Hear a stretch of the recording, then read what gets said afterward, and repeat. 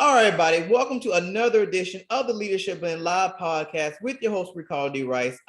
Once again, my co-host Simone, she's got this new job thing, and it's a Monday, so I'm giving her a pass. It's a Monday.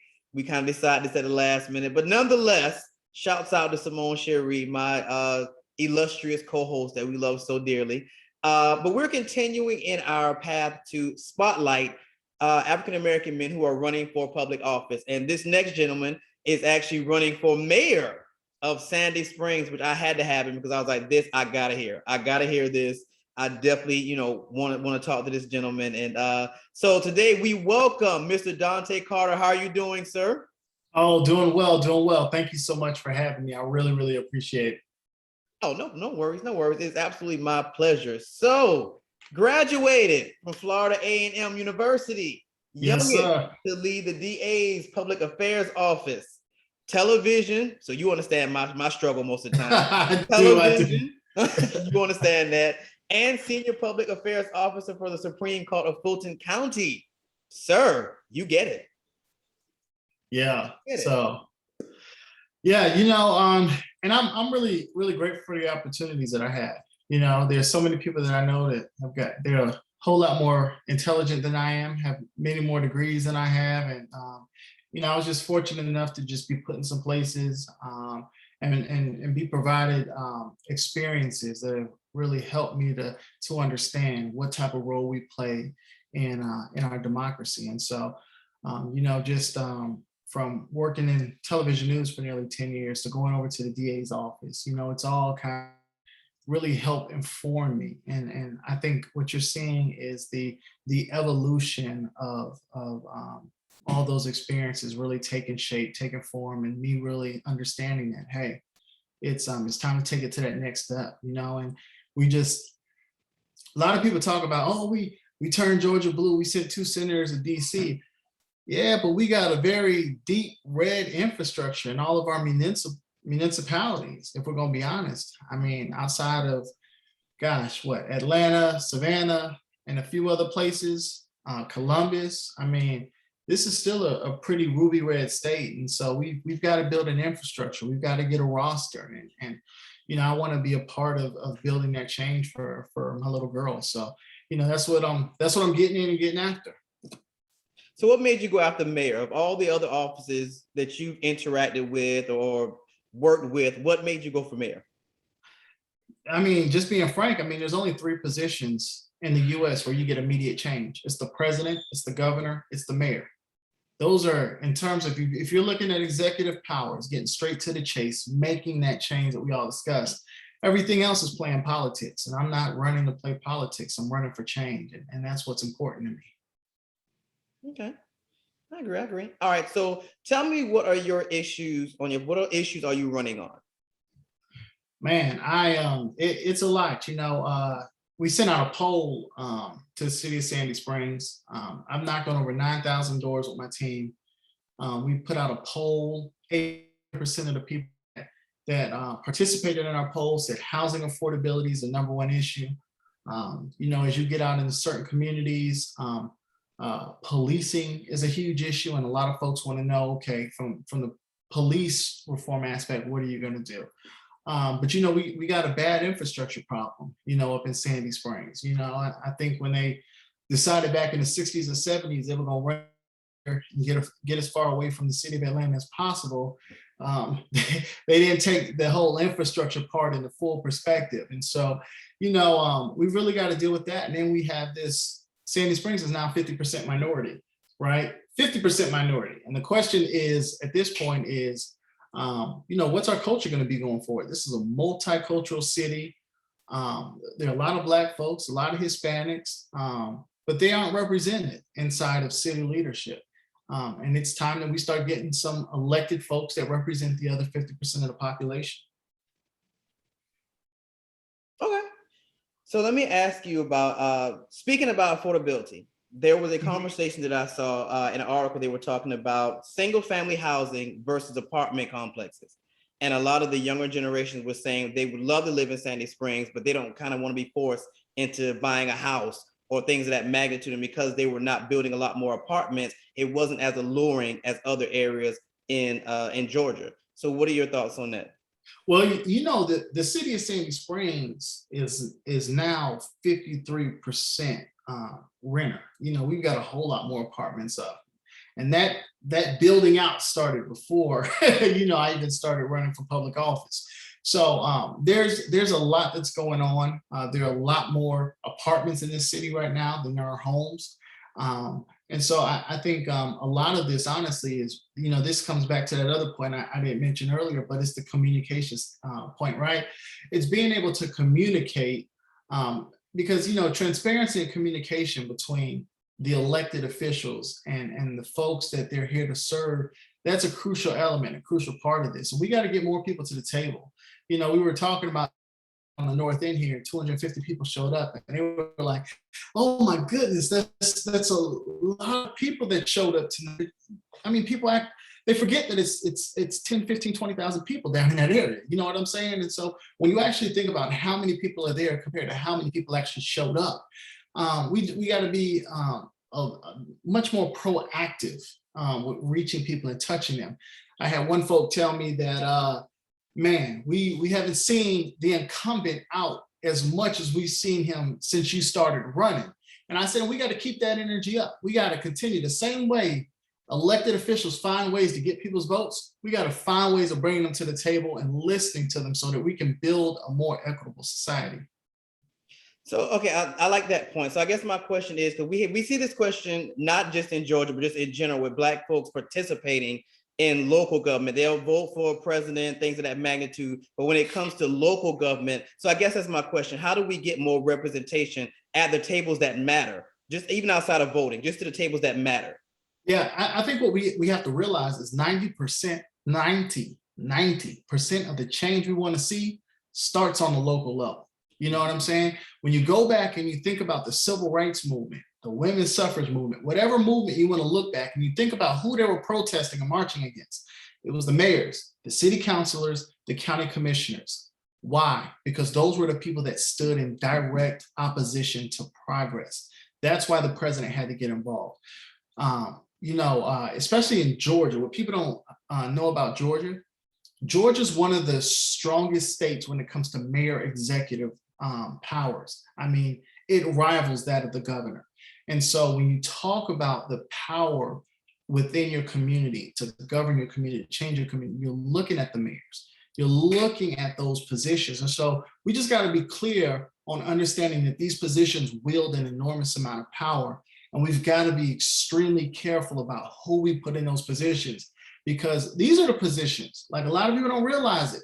They say, well, housing affordability is a nationwide issue. Yeah, it's a nationwide issue, but locally there's a mayor and a zoning committee in every part of those, in every city that's making those decisions about what the community is going to look like 5, 10, 15 years from now. So we got to be very careful when it comes to who we put in these positions and the power that we're bestowing upon them. In that affordability space, so what would be your game plan for the affordability issue? Because like I said, that is a very big issue that we're seeing all over Atlanta. So what would be your solution to that particular problem in Sandy Springs? Yeah, I think the biggest thing in Sandy Springs is we need a plan. We don't have a plan right now. So we need to get to a plan. We ain't got no plan at all. Folks is just building. But that's my point. We got to get a plan in place. And in order to get a plan that's going to work for us, we got to bring people to the table. And there's a breakdown in communication. The same way folks think that Sandy Springs is this old, well-off city on the hill, streets are paved with gold. I mean, there's a whole group of people out here that are not being talked to, whose opinions aren't being sought. And I mean, it's literally, and it's so funny because I was at an HOA meeting, and that was actually what one of the presidents said.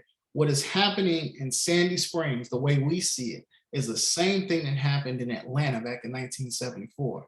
And right now, a lot of us are trying to figure out, who are you going to be, a Maynard or an Andy Young? And my response to him is, I'm going to be a Dontaye Carter. I'm here to match the needs of this city today. And that's what we got to deal with.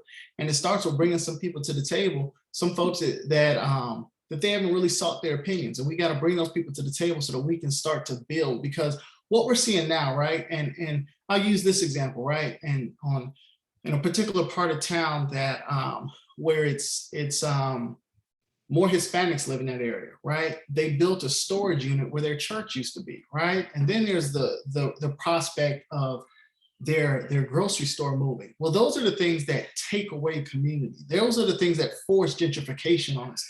Those are the things that a lot of times we don't really know how to articulate why we're feeling a certain type of way, but it's because the things that have felt so normal to us, the things that we hold dear, like the churches or the grocery stores, the restaurants that remind us of mom's cooking. You know, it's those things that have made community that are being ripped from us. And then they start to change the names. And those are the things that bother us. And so what I'm saying is we got to find a way to make this work and work together. And that's what for me, that's what this is about. It's about equity, it's about equality, and it's about ensuring that all of our children live in the city and are being raised in the city where they feel seen, feel heard, and feel. Actually, I'm glad you brought that word equity, because I've been having a lot of conversations about equity and diversity and inclusion in education. So I want to ask you about that. What is equity? And I'll actually go to education because you have a child. So what does equity look like for minorities in Sandy Springs in education? You know what? I love, you hear people talk about politics, right? And they'll say politics is war without the bloodshed. The way I look at politics is we're all sitting in a sandbox, but you got all the toys, and I don't have any toys to play with. And this is about learning how to share. That's equity. Equity is about ensuring that that our children have the resources to learn in education that meet their needs, right? I was speaking with one of my supporters today, and she's an older white woman, and she said, when all this stuff started coming out about CRT, she said, I felt robbed, I felt taken advantage of. And I said, well, what did you mean? She said, so much of this history I didn't know. I mean, we were raised in Christopher Columbus was like a hero, and then it's like, no, this dude's a murderer. But what I'm saying is Be honest. But that's the conversation that's taking place. And so we talk about ensuring that our children have the things that they need so that they're coming up. And because I mean the reality is we're conditioned, right? We're growing up in a predominantly white society, and we don't even understand that the whole American culture, right?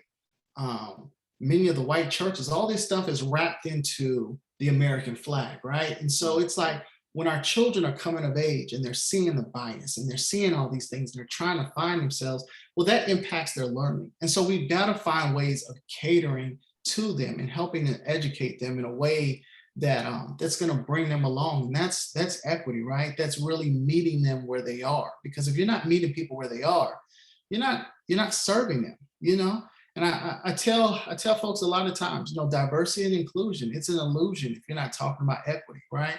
Because it has to be, it's not just, diversity is you inviting me to the table, right? Mm. Inclusion is you allowing me to eat. Equity is I get to show up the same time you get to show up, and I get to pick some things off the menu as well. And that's what this is about. It's about ensuring that we all are able to about what happens to our lives going forward. That's actually, I saw that you did an interview with Jason previously, Jason Allen, and we were talking about CRT and how he was saying it was a smokescreen for the fact that a lot of these curriculums are not reflective of the kids. So I don't want to read because when I open my book, nobody looks like me. So that concept of curriculum design and things of that magnitude is something we really have to get into. But I also saw that there are 17 of you guys running, and 5 of you are African American. And I saw that there's been issues with race baiting and things of that magnitude. And I was like, we really still doing that? Like, yeah, man. And my concern about it is I started receiving death threats. And I started receiving death threats. And we're having to upgrade the security at my house. Just all these things that I never would have thought would have happened, but we've got the national GOP on the ground, the state GOP on the ground, the county GOP, all these folks that are fighting this idea of having a black person elected, right? And they're throwing everything, right? They're throwing everything at the wall. And my thing is, what I find so offensive is that this is such divisive, dangerous, and deadly rhetoric. You know, people died behind this rhetoric earlier this year. And we got to be clear on that, right? And if you want to take it back 50 years, they were lynching people off this rhetoric. Literally right? put burning crosses and so, in your yard. like, yeah, that's just the reality. And so we've got to, the fact that this is the rhetoric that they're resorting to, because Black candidates stepped up and said, we want our city to be more equitable. We want our city to diversify. We want our city to at least reflect some of the people on the other side that aren't being reflected. And that's up against the fact that our presence, right? The fact that we said we are better to serve in those positions than the current leadership. It was almost kind of the audacity, like, how dare you? How dare you enter your name? But what we've also got to realize is whenever you're the first, because we're all the first to run, whenever you're the first to do something, this is the type of hate-filled rhetoric that we're gonna get, especially in this country that has a history of racism and doing these things. And we got to be open about what it is. It's like people don't want to talk about like the history of this. It's like I'm the first person in my family to be born with a protected right to vote. You know, the first, not the second or third, I'm the first. And so we got to be clear about the impact and the history of what got us to where we are. And I'm going to keep talking about it. And I know it frustrates them and makes them mad, but I hope that once that anger and whatever it is subsides, they'll see that by me standing up and fighting for a place for my daughter, I'm also fighting for a place for their children to be protected as well. Your opponent is pretty old from what I've seen. He's like, I think when I read, he's like 69. Then it's what your opponent's like. He'll be 70. He'll be 70. He's 10 years younger than my granddaddy. Yeah, I'm sure that was the plan, to stay in that seat until he retires. Because that whole incumbent thing, I'm sure that was his game plan, and you're disrupting his game plan. So yeah, well, he's running. We don't have term limits in the city of Sandy Springs, so he's it's power can get to you. When you don't have term limits and you can be the king, and then you build you a beautiful castle right down Roswell Road, a $259 million castle, and it just you feel good, and you got your police force around the corners. It makes you feel good. What I'm saying is brother man, we got real work to do. If you look at it, I mean, he's a lobbyist. He's got contracts with the commercial real estate industry. So when folks are asking, how was all this rapid development?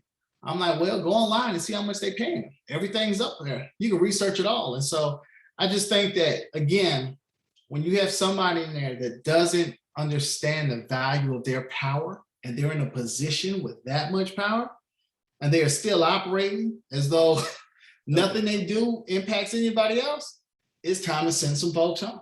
And that's what it's time to do. So let me ask, because I've recently had conversations about diversity among suppliers. When we talk about contracts and things of that magnitude, especially minority-owned business, getting a fair shake when it comes to bids and things of that magnitude. They're not getting a fair shake up here. They're not getting a fair shake up here. I can tell you that.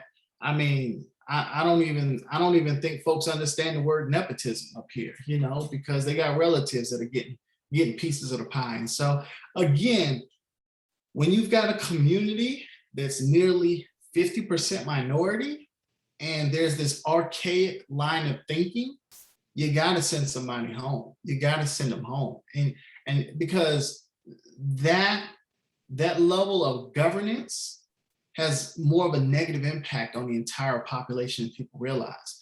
When you have a competitive election and only 7,700 people show up, when you've got 79,700 voters in your city, that's a problem. That's a problem. And so we're running to expand the electorate. We're running to let people know that, it's safe for your voice to be in this marketplace. It's safe. And that's what we're going to continue to do. Okay. Transportation. What does it look like in the city? I saw that came up when somebody was asking you something about transportation. What's your insight on transportation? Yeah, I think we've got to sit down and we've got to have some real discussions with GDOT about what transportation is going to look like going forward. Um, Metro Atlanta is exploding in a rate from a population standpoint that we haven't seen in 20 years. And this is what the realtors are estimating, which is why they're trying to get all this housing up, when they're pushing it up, pushing it up. And the reality is that housing and transportation go hand in hand. And I say that because in Sandy Springs, pre-pandemic, our population doubled every day with people coming in here to go to work. We've got a Fortune 500 company in our city that has 230 employees. Out of those 230 employees, only 3 live in the city of Sandy Springs. So that means 227 people are driving into our city for work just for that one company. And so when you start to understand that, you got to ask the question of, well, okay, well, how do we alleviate? Well, we got to deal with this housing thing. But the only way for us to effectively deal with it is we got to get people to the table. We got to understand what people want. Development, in my eyes, has got to be a little more organic. I think when you're just pushing stuff in certain communities, you create tension, right? You create a fight instead of figuring out, okay, what is it that they want and what is it that this community will support? I think those are 2 different things. And so I say all that to say we've got to work there, but a lot of work that we've got to do is going to be that rock on Roswell Road, which is a state road. And that's why I'm saying we got to have that conversation with GDOT. And so it's having a conversation with GDOT, figuring out, honestly, I think we've almost got to figure out what they're expecting the population to be next year and times that by 10 because everything is exploding. Everything is exploding in terms of population, so that we're creating infrastructure that works for all of us, right? It's figuring out what public transit is going to look like. There's been such a fight in North Fulton when it comes to public transportation, which is bananas to me, because we want people working in our restaurants, we want teachers, we want but the connotation with that is that public transportation brings riffraff and vagabonds. That's always been the other side's argument for bringing in public transportation.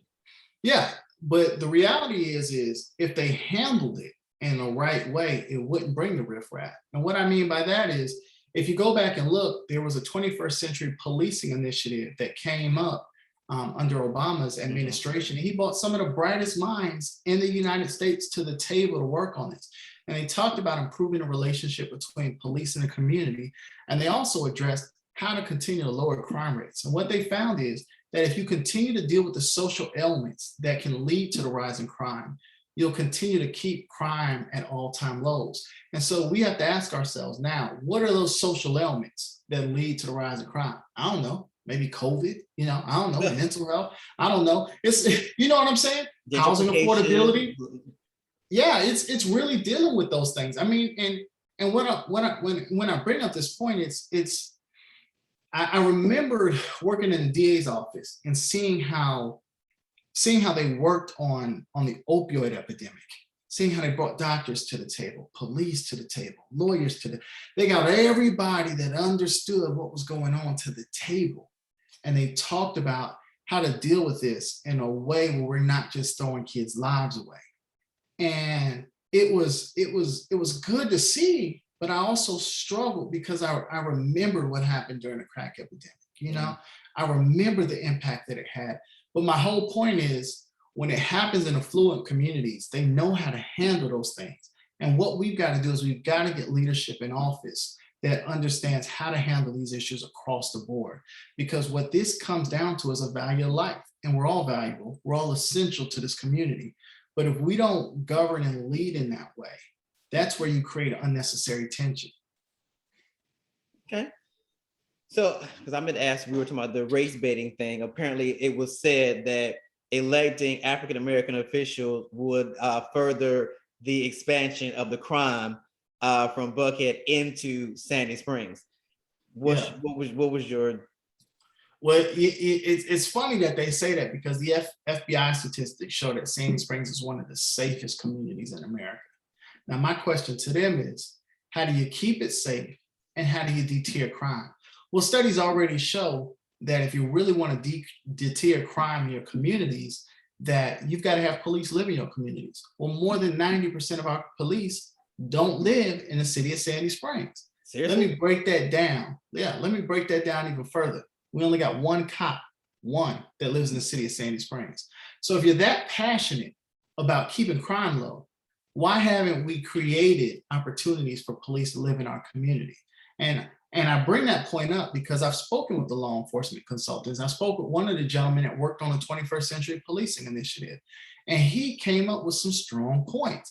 And at the end of the day, we've got to be more accountable about doing what's right to address crime in our areas instead of playing politics. And a lot of what has dealt, a lot of what we're dealing with is because people have played politics for so long that it's creating ulterior issues. And when I say that, right, and what I'm getting at specifically is, I spoke with a lot of police officers last year during the Black Lives Matter March. A lot of them were frustrated that our city leadership didn't step up to do something. Not telling them to pick a side. They just didn't. They just kind of put their hands up and just let things play out. So what happened, right? Then you got the blue flu you're dealing with, right? Well, one of the officers that I know worked in the gang task force unit down in Atlanta. So he and another person left. Well, guess what? They were heads of the gang unit. When they left, the gangs realized what? The new officers they brought in didn't know the gangs, didn't know the area, didn't know the territory. Well, guess what happened? Well, mommy and daddy away, who gonna play? You see, so yeah, so a lot of this was done because people didn't take strong stances when it came to public safety and equitable public safety across the board. And that's why who we elect matters. And that's why I keep coming back to who we elect matters. Because look, man, if you elect somebody and they can't remain faithful to their spouse, what makes you think they're gonna be faithful to the citizens they serve? No shade. Shade. I'm just keeping it 100. Like, that's just the reality. Like, if they can't be faithful to their spouse, can you trust them? I mean, I'm not going there with you. I'm not going there with you. Okay, infrastructure, because you brought up the infrastructure issue. What will be your solution to the infrastructure issue? Yeah, I'd love to see just how much money we're going to get out of this infrastructure bill that they're working on as well on the federal level. But I also think that we've really got to take a look, and I know we're working on T-SPLOST up here in the city of Sandy Springs, but with the money we receive, what are some of the troublesome areas that we need to? I mean, our water infrastructure is horrible, and we've spent so much money paying the city of Atlanta because they own the water source that we use, but we're paying 3 times the amount of other cities our size. And so that's a huge problem. So we've got to find a way to lower that, or we got to find a way to look at alternatives, right? Such as maybe, I don't know, build their own water infrastructure. Like I said, you're not going to know the full picture of this until you actually get inside and get in those seats and you see what we're working with and see what hurdles, because we're not privy to all of that. But it's important to look at that, and it's important to start looking at. There's a number of bridges in our area that have been identified as needing to be updated. So ensuring that we've got a plan in place to update these things, because when I was reporting, I lived out in Tulsa, Oklahoma, and I worked for one of the news stations out there. And there was a bridge out there, not too far outside of Tulsa, Oklahoma, that actually collapsed. And because of the way it was arced, people didn't realize the bridge was out. So there were dozens of people who literally drove off the bridge, and it was an extremely steep drop. And so many people that just drove right off. And so understanding, okay, what are some of our most dangerous areas? What are some of our most problematic areas? And what's the plan moving forward with our public works unit or whoever we need to go in terms of outside, bringing them in and making sure that we're keeping our citizens safe. So to me, that's vital and important. Okay. So what is your strongest asset with your very diverse background? What is the strongest asset you bring to this office, or you'll be bringing to this office? Yeah, I think my strongest asset is connecting with people. I think it's listening. And people know you're listening, right, by the decisions that you make after those conversations. And so for me, the best thing that I can do is be connected to the people and move and lead and govern in a way that's gonna allow them to trust us, because that's what we're doing also, right? Part of us coming in here is you don't have 11 new candidates running, right? If people trust the system, if they feel connected to it, these things don't happen. But the reality is 11 people are running because our city has failed us, and so we've got to restore that trust. And that's why I think my strongest characteristic is working with people, listening to people. But I'm going to have to use those skill sets to ensure that people can trust us again and feel as though they can trust us to do the work that we say we're going to do. Okay. All right. Any final thoughts? Because you covered all the high points. All your high points. All the high points. Affordable housing, transportation, infrastructure, education. I want your listeners to know that we all got a stake in this. And I know everybody doesn't live in Sandy Springs, but in your city, whether it's Tucker, whether it's East Point, whether it's College Park, whether it's Milton, listen, we all have a stake in this. We all got a stake in our communities. And if you don't feel like the best person is serving your city, then find somebody to run against them, or you step up and run against them. Because guess what? Every generation coming after us is suffering by the bad decisions of these folks who are sitting in office. And so it's honestly, it's time to send some folks home. And that's what I'm running to do. All right. How do we get in touch with you? Hey, y'all can check me out on my website. It's DontayeForMayor.com. That's DONTAYE